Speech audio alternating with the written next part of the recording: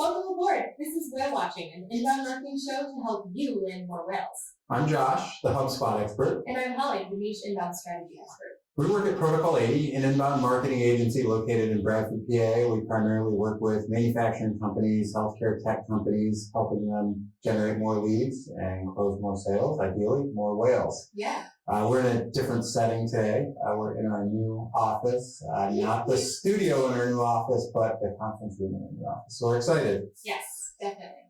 So if you missed last month's show, we tackled some myth busting. We covered a few things that we commonly hear, some myths that were sent into us by some of our viewers.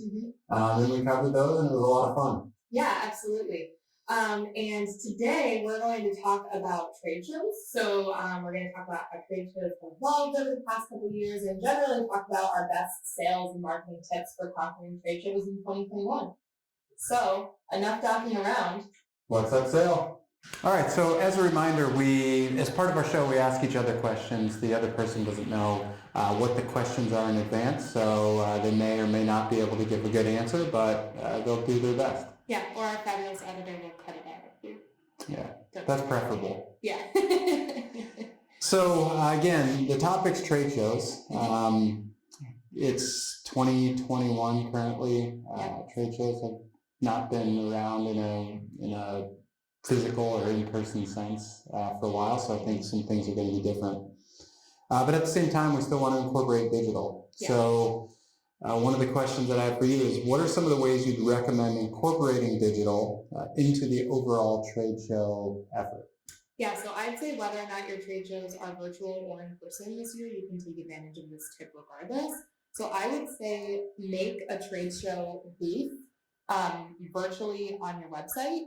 You could use kind of one for all trade shows and just optimize it by show, or you could have a different one for each trade show if you work in a lot of different industries. But basically this is kind of like, a landing page that maybe has a video about what you do, maybe has some FAQs about your company, allows people to download some of the resources that you might give out at your booth, whether that's, any type of guides you have, your capabilities. So really just thinking about the value that you're offering at your booth and translating that into the website space. And this works in a couple of different ways. If you do just kind of generally optimize it for trade shows and about your company, it's going to drive traffic to your site irrespective of the specific trade shows. And you can also use it to push paid traffic too. If you do want to run, trade show specific campaigns, you can share that link on social instead of the link to the show specifically. There's a lot of different ways you can do this, but that's one of the things that we've seen a lot of success with through 2020 about their game shows, and I think we'll continue to see success through 2021. So as these upcoming shows are happening, would you release that kind of virtual trade show booth in advance, or during the show, or after the show? When do you suggest releasing that? I would say in advance, and I think what's great about that is you can plug your booth number, potentially even if there's like a map released by the show of the booths, you could have, someone draw a little star on the map and put that right on the page. And then also you can offer a link to the trade show page where people could go and register, and kind of you're elevating yourself as a thought leader who is participating in this larger conversation about trade shows in your space. So I think you can offer the registration link. That's something that you can send out via email. So I think probably about 2 to 3 months before the show would be my tip. Cool. Yeah. Well, I'm going to borrow your pen and just give you a passing grade on that one. Cool. I have a question for you. Shoot. Okay.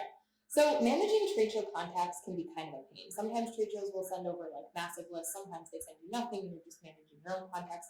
Do you have any tips for helping people stay organized and on top of their contact management? Yeah, I mean, CRM, we've talked about that before, but I think we even made a drinking game out of it. We might have. So what I would ideally do is, regardless of how you got the list, whether it's a list of people that attended your booth and dropped their card in a fishbowl, or whether the show provided it to you, I would upload that list to your CRM. In our case, it would be HubSpot, and make sure they're labeled in some way, whether it's on a list that kind of labels them as coming from that trade show or attended that trade show, because as you know, some of those leads might not be new leads. They may be leads that were either there before or came in via digital. They're just going to be there. So the best way to do that is just to make sure that they're marked somehow.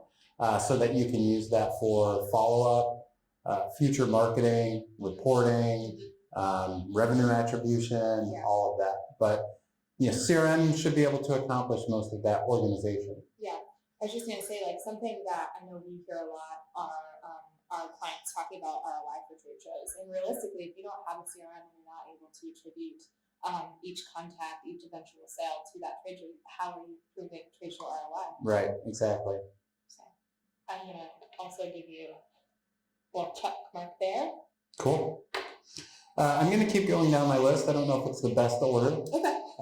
But it's going to be the order I'm going to go in. I love that. Then that's the best order. So we're in 2021, heading into the second half of the year, I guess, going into 2022. What would you recommend businesses do differently for these upcoming trade shows than they would have done in or prior to 2020? Yeah, I actually had like a kind of similar question for you. I swear you can even check. I wrote it down. Something that I've been thinking a lot about specifically is I feel like in the past trade shows have always, or trade show booths, certain companies don't tend to provide a lot of value, right? So like that person who attends their booth is maybe walking away with like a stress ball or a keychain, and like who is that helping? Nobody. It's really just like a waste of money. So I think, especially we saw this through the pandemic and even just in general, going about your trade show strategy in terms of how are you going to help people? What are you genuinely offering to someone who is stopping by your booth? What are you offering to them when you're sending these follow-up emails? Like, what's in it for them? And I think approaching with that mindset of whether that's, you're offering a free consultation or you're offering some valuable information, or even if you're offering a fun experience at the booth. Of course, you have to pay a little bit more for some at-booth entertainment or whatever that might be, but just making sure that I don't think it's enough anymore to simply show up with some stress balls and hope for the best. I think you really have to have a strategy that's customer-focused and answers the question of what's in it for them. Yeah. Actually, I'm going to go to another question and skip yours. Only because it ties directly to this. And my question was, any ideas for takeaways, physical takeaways, aside from tchotchkes that just end up in a desk drawer and never see the light of day again? Yeah, quick tchotchke spell check. Tchotchkes. That's a really great question. So something that I really like that we've done in the past for clients is obviously in the digital space, we create these premium offers, these white papers, these ebooks. And I think what's really cool is some of our clients have had those printed into almost like little magazines, and especially if they're like a troubleshooting guide or something that's just generally informational that their target persona could keep on their desk and thumb through because it's got charts and helpful tips. I think that's great because that works in a couple ways. Of course, if you have it all designed, that company's branding is at the front and center. Even if someone leaves it somewhere, maybe someone else will pick it up and be like, I need these troubleshooting tips. Like, I think that is actually more helpful than just a tchotchke. So that's one of the things I think people could try. Perfect, and that ties directly to your other answer. You're thinking about how you can help them versus, what can you give to them, and hopefully they remember you. Exactly. Yeah. Cool. Great job. So I'm going to mark out 2 here. Okay. Well, I actually kind of want to ask you the same thing. So I had, people aren't falling for gimmicky trade show merch. Do you have any tips to stand out at your booth? And I know you're kind of a fab tech veteran, and that's an example of like just the most insane booths, but also smaller companies there as well. How do you recommend people really stand out? It's so tough, especially at a huge show like FabTech. You've got some of these machines that take up an entire city block, and it's impressive That's to one see. way to stand out. The booths that I always remember, like I get all the tchotchkes, or I have gotten them. I stopped taking them because I found that they just would go to my desk drawer. Yeah, and they're hard to fly with. They're hard to fly with, especially, if you've packed your bag to the fullest extent, you can't fit any other things in there. Right. Honestly, the ones that I remember the most are the ones where I've had legitimate conversations, like true conversations with the people that are working the booth, that are able to talk about what I'm asking, answer the questions in a truly thoughtful and helpful way. Yeah. There's so many booths that I've walked by or even tried to stop at where the person's just kind of sitting back there hoping that someone engages with conversation with them first, Mhm. as opposed to them, not being like a super pushy car salesman, Right. but at least trying to have conversation with someone. Those are the ones that I remember, and I think because there are so many people that are there, and it's truly just their job, maybe not their passion, which no fault to them. That it's very possible. Right. But the people that really go above and beyond, you remember that. Yeah. I think that's a really good point, especially in terms of making sure that you're arming your sales team for success. Like potentially maybe that includes some coaching on what they can talk about at the booth. Like obviously they don't want to come off super robotic, but even just working with them ahead of time if they're not super outgoing, what stuff that they are comfortable talking about, what's a good opening line for that, doing some kind of like pre-booth coaching, I think is probably a good tip. I agree. I also like to have teams, if you're working the booth, incorporate some conversations that aren't directly related to what you're doing there. Whether I was using an example of like talking about Five Guys, right? Yeah. And that's something that you build some rapport with, and you can reference later on. So that person that walked by the booth that talked to 1,000 other people that week. Yeah. Remember, oh, that's the guy I talked to about Five Guys or about ping pong or tacos, whatever it may be. And the people behind the booth can make a note on the card that they got if that's what they're doing. Yeah. A lot of times you're just scanning badges these days, but Yeah. if you do get a physical card, make a note to talk about tacos. I also think, just to go back to your earlier point about a CRM, like yes, of course you're busy at the booth, potentially, hopefully, there's lots of people at your booth, but your sales rep should have a tablet or a phone or something, and that's another really great instance for a CRM to kind of streamline that as well, just to leave a quick note in the CRM under that contact name, and then it's always there, it's visually, the people back at the office can see it. Yeah. It's just an easier, more streamlined way to keep track of that information. Agreed. We talked about a lot in that one question. Sure did. So do I get to go again? Because you did too? Well, if you want. Okay. So we talked a little bit about reaching out to contacts from past years at the show. And I feel like that can potentially be awkward, right? Depending on how well you know them. How do you recommend kind of overcoming that? Are there any tips for emailing or even calling those people and not making it weird? Yeah. If they attended the show in the past, it's probably something that they would recognize, whether it's an email that's coming through to them or a phone call.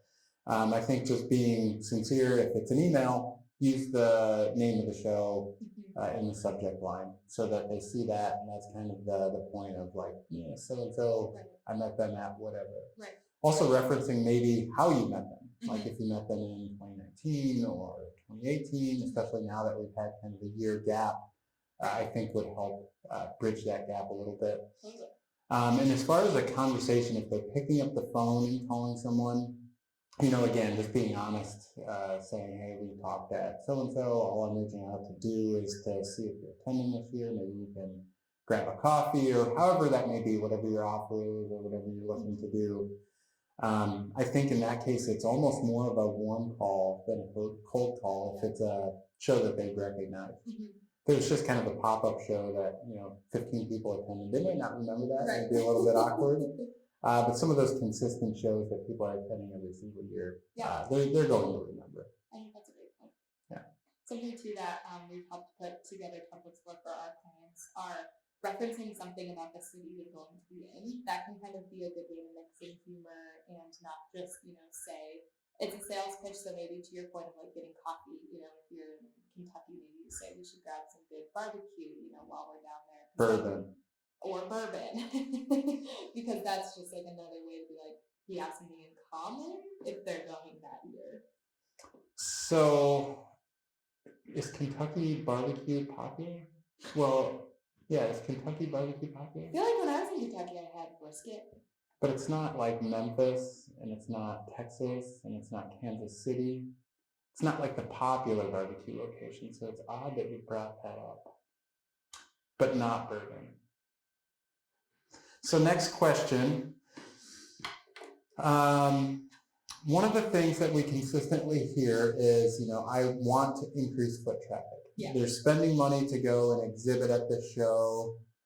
They want their reps to be talking to as many people as possible, making them prospects, making them leads, however that may be. So what are your thoughts on using marketing and sales activities to increase foot traffic while at the show, maybe taking into consideration some of the bigger shows? Yeah, so I think if you do have lists from past years, of course, everything we just talked about, reaching out to them, including your booth number, letting them know you're there, giving them an easy spot for registration. I think all of those things can help increase booth traffic. But also, I think the other really important thing there, and we kind of touched on this briefly, is letting them know what they're going to get out of stopping by the booth. As much as possible, you can include that value add. Seeing that that's a bulleted list of we offer free consultations, we'll give you a free handbook, we'll get whatever it is you're giving, make Stress ball. a stress ball, make sure that's there. And of course, I thought I heard the ice cream there. I didn't. Sorry guys, I thought the ice cream man is here. But yeah, making sure that you're offering in those touch points for promotion. It's not just hey, we're going to be at booth 360. What does that do for anyone? Nothing. So letting them know if you stop at a booth, you're going to get this. Here's what's in it for you. And again, the more valuable that what's in it for them is, the more likely they're going to show up. And what channels would you use to send out that message?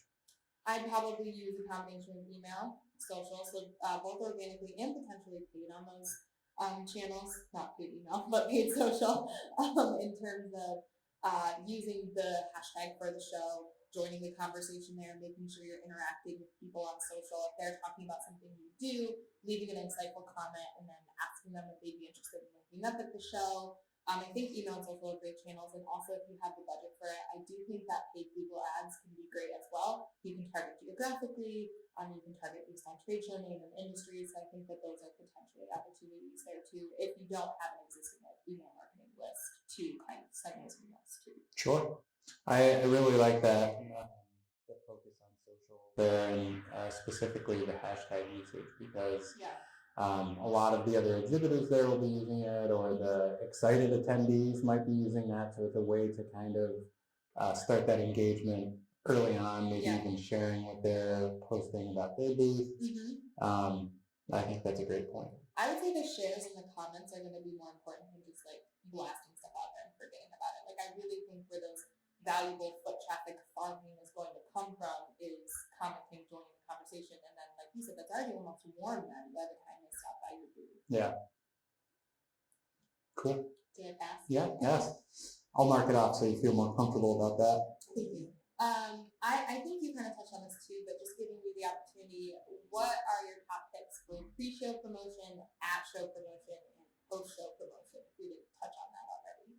Pre-show promotion. I really like the email. I really like reaching out to people that were past attendees with a soft touch. Hey, I'm going to be here. You're going to be here. Whatever. Let's grab Kentucky style barbecue.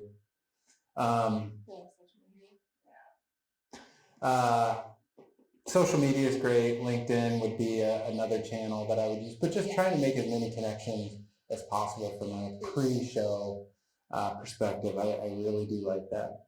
From a at the show perspective, I think it's really just about having the conversations. That's what I try to do, is have as many conversations with as many people as I possibly can, because you never know. Even if they're people where you immediately think, well, this probably isn't a good fit, good whatever. You don't know who they know. You don't know what other types of businesses they might be involved with.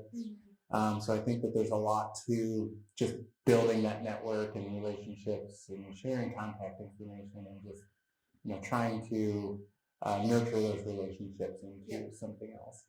I don't necessarily recommend walking around with a sandwich board or anything like that.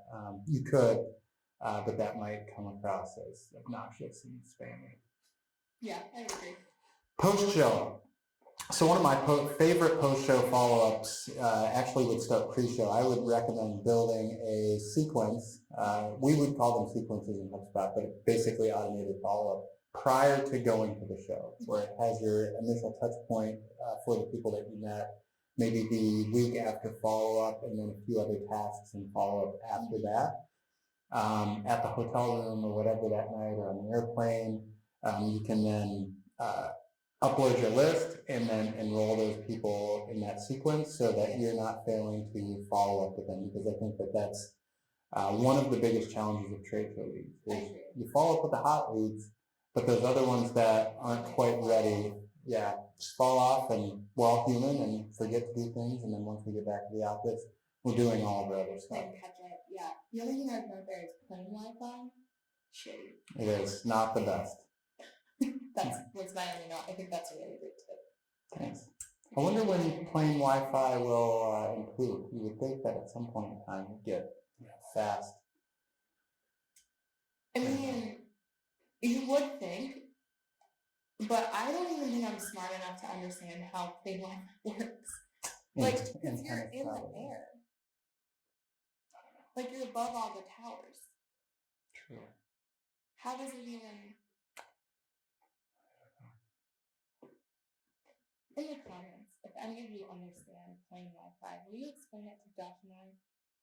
You know, pilots and co-pilots can talk to people on their, walkie-talkies or whatever, CD radios. Yeah, but walkie-talkies are localized, aren't they? Oh, you mean not within the plane? No, to like the air traffic controllers. Oh, yeah. Probably not truckers. I don't think that, truckers can be driving by on their CD radios and talk to pilots, but... All right. My last question for you. Okay. Where do you think most sales reps or marketers fail when it comes to trade show lead follow-up?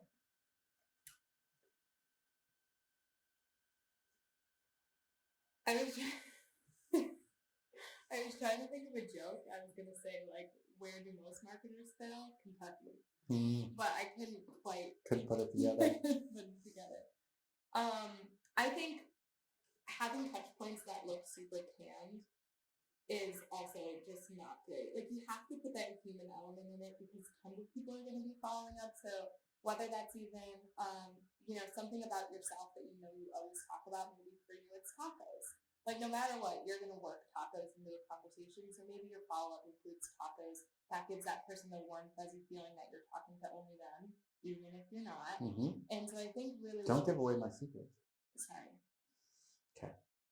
Even if you don't have any true personalization in there, fake it as much as possible. Put as much personality in there as possible. Consider a video voicemail touch point or something like that, because I think that's where people fail. Is like, you're going to get lost in the noise if you just sound like everyone else. I agree. Great point. Thanks. Sorry my joke didn't work out in the beginning. That's okay. What about marketers? I could see sales reps, but marketers probably won't be necessarily, maybe they're not supporting the follow-up as much, but can they support, or are there areas where they could support? I think marketing should probably be writing the touch points, and this is no shade, but salespeople aren't necessarily hired for their wordsmithing or marketing strategic expertise, so it might not be appropriate for your salespeople to be writing those follow-ups. I think that's a great place where marketing can get involved.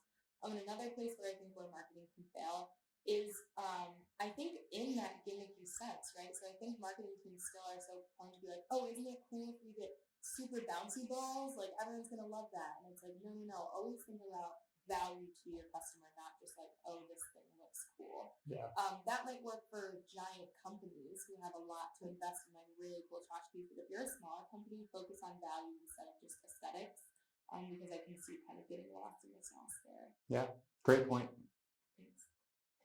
I have my last question for you. What is the worst example of a trade show related sales pitch you've ever received? Oh, gosh, the worst? You know what? The one that comes to mind actually was someone that I met at Fab Tech probably the first year. I don't remember the name. Put them on blast. They are a shrink wrap something, right? They have a shrink wrap machine so that I can shrink wrap all of my pallets and stuff like that, right? I have been getting like relentless emails from them that are not relevant to me whatsoever since 2000. I have 0 pallets. I have 0 things that need shrink wrapped at a large scale. But these emails are so relentless. Maybe it's working and I just don't realize it. Well, you don't even remember their company name. So I don't remember their company name, but I do remember how awful and not personalized and not segmented and relevant to me that this is. And I've talked to a ton of people at FabTech, and I'm not getting those types of emails from other companies that sell large machinery. Yeah. They probably realize this guy, probably not our best fit. Yeah. And I think also yes, you maybe aren't the best audience, but if they were sending creative shrink wrap emails and not blasting you all the time, maybe you'd at least recommend and know their name and recommend them to someone who does have Right. pallets.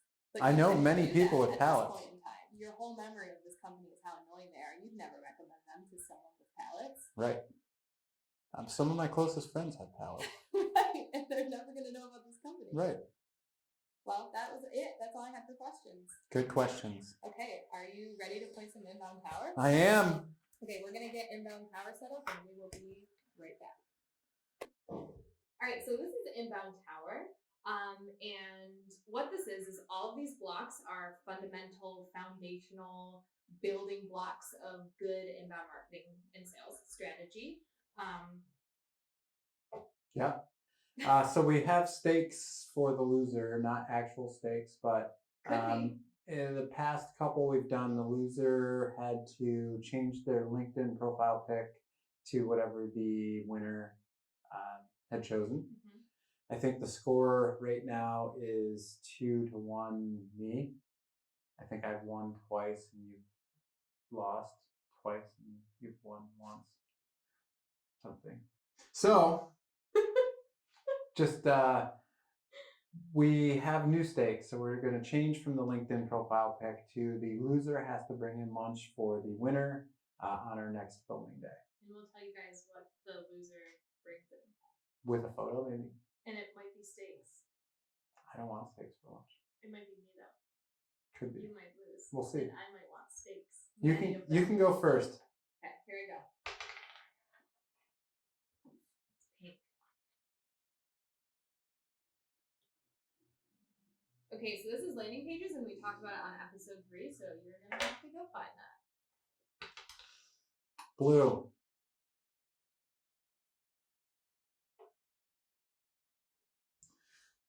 Keywords. We talked about this also on episode 3. Whoa. Go watch episode 3. That's what fate is telling you to do. Green.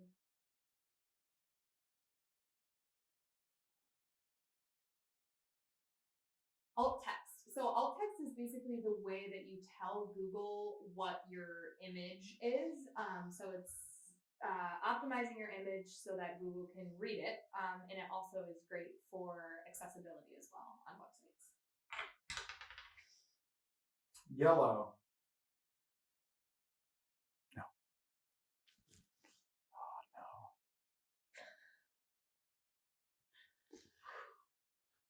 Personalization. So this can happen in email where you personalize like the first name or you bring in the company name, or it can even happen on website pages where you're like, hi, Holly, thanks for visiting our website page. Yeah. Pink.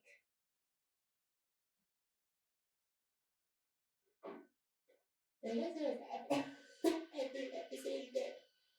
Do you know I've never played Jenga in my personal life? Have you ever played Inbound Power? Yes.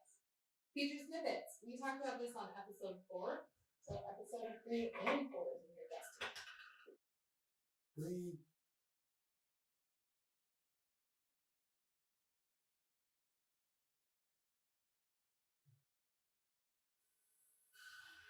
I have a feeling it's going to fall, and I'm not clear about it.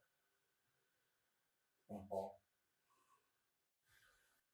See, Google. That's 4. Okay. Blue.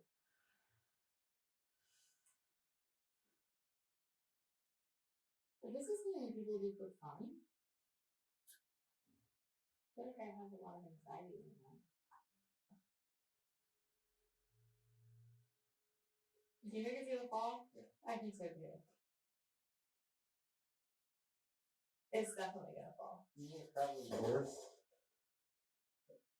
than playing Jenga or Inbound Power. Watching people play Jenga or Because you have Inbound Power. anxiety or you just...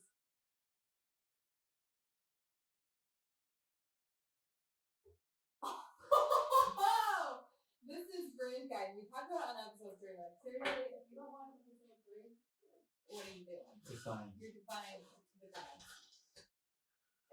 Blue. Oh, blue is not easy. I have a lot of choices here with blue.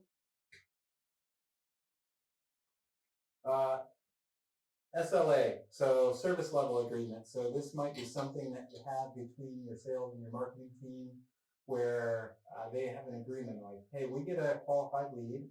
As a sales team, you would agree to follow up on that qualified lead within 24 hours, and vice versa. The marketing team would be delivering maybe a set amount of leads to a sales team each, whatever. So the service level agreement, a great way to keep sales and marketing alignment intact. Yeah, and HubSpot has a lot of really great templates for service level agreements. If you're like, oh, this is not something we do right now, that's a really great place to start. And this is actually the last one, right? Because we pulled back. Yeah. Do you want to pull more than four? That was only pull through. I thought we pulled five. So you can't take from the top? Like, you can't take from there and put it right back there? Well, you No. can't take the green one? No. Where did you put it? What do you mean?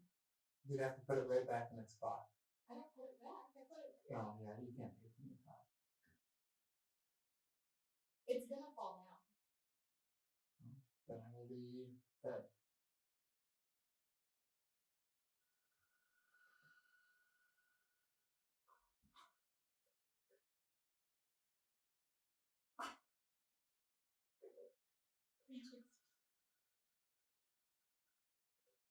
I think you have it. I think it's going to stay up.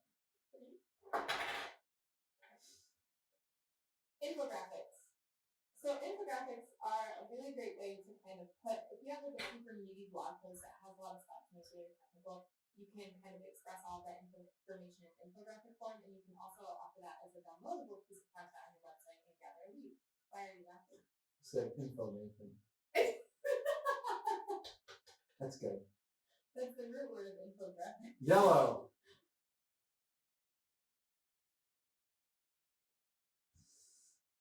Metadata. So this actually kind of goes along with alt text, which is technically meta information.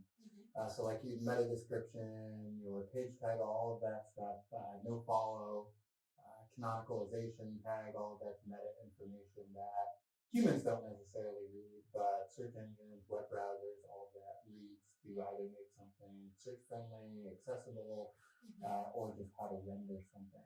Using tools like SEMrush or mods, we use SEMrush, but I think mods are really good. Can help you kind of pick up on those things because they're not always like human facing. They can start to highlight areas where your mods might be hurting your people performance. Cool. So no one knocked it down. We're getting better. We'll have to swallow next episode.